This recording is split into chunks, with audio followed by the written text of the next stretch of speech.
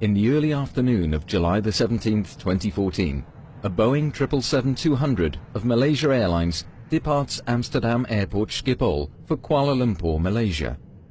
Flight MH17 enters Ukrainian airspace at an altitude of 33,000 feet, following airway Lima 980. The crew diverts a short distance to the north to avoid some thunderstorms when returning to the airway in the eastern part of Ukrainian airspace. In this region, an armed conflict between the Ukrainian government and armed groups is in progress.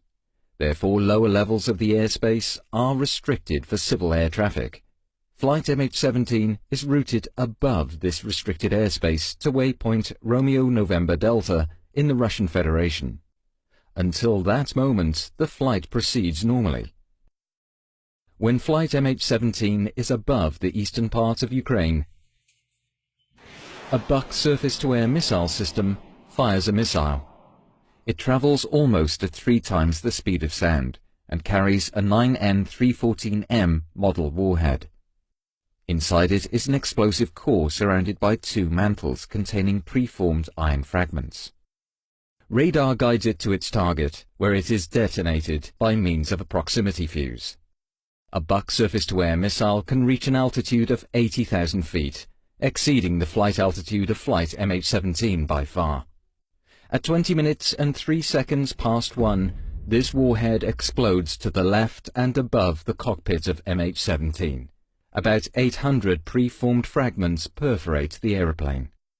This impact, combined with the blast of the explosion, causes the cockpit and the business class section to separate. As it descends, the aeroplane disintegrates. None of the 298 occupants survived the crash. The investigation demonstrated that the aeroplane flew at an altitude of 33,000 feet, which is to say 10.1 kilometers.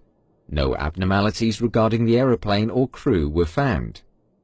The flight proceeded normally, and no malfunctions of any system or oral warnings were recorded.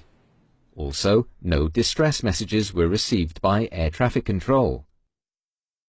Both flight recorders stopped abruptly at 13:20:03, and from that time, the flight crew of MH17 did not respond to air traffic control messages.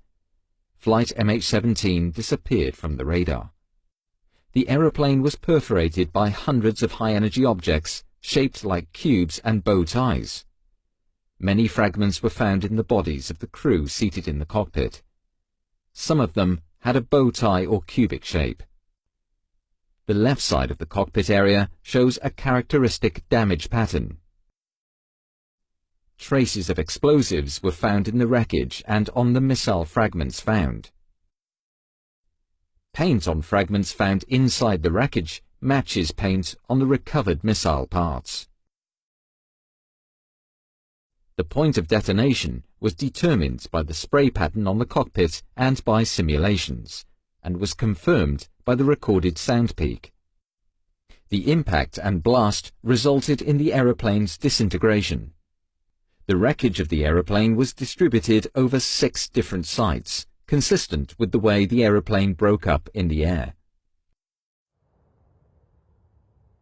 Based on these findings, the Dutch Safety Board concludes that flight MH17 was downed by a 9N314M warhead carried on a 9M38 series missile as installed on a Buk surface-to-air missile system. Other scenarios were investigated and excluded. No other scenario can explain this combination of factors. The findings are conclusive and support each other based on multiple sources. To that end, we have been able to draw well-supported conclusions about the flight and the causes of the crash. Calculations have demonstrated that the missile's trajectory commenced somewhere in a 320 square kilometer area in the eastern part of Ukraine.